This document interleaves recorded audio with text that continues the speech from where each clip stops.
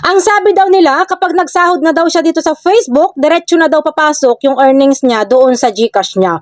Kapag po, PayPal account yung gamit mo dito kay Facebook, papasok po muna yan sa PayPal account mo. At kapag nandoon na sa PayPal account mo yung sahod mo, pwede mo na siyang i-transfer doon sa GCash mo. Pero, dapat nakalink na yung PayPal account mo doon sa GCash mo. Kung hindi mo pa nalilink guys, sundan mo lang ang video na ito. So gumawa ko na nga PayPal account para may pang tutorial ako sa inyo. So dito guys sa ating GCash, pindutin lang natin itong profile. And then pindutin natin itong my link account. Tapos pindutin natin itong PayPal. So nakalagay dito guys, link your PayPal account. So pindutin lang natin itong link account.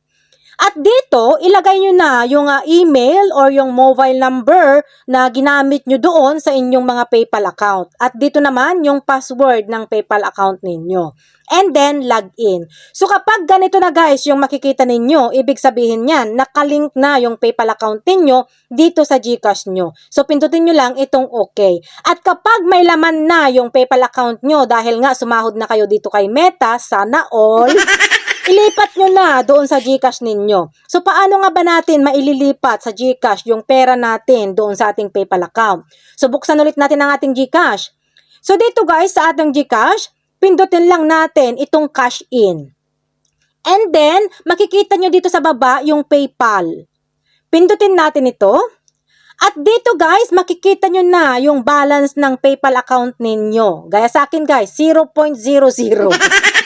Dahil nga, ginawa ko lang itong PayPal na to para may pang tutorial ako sa inyo.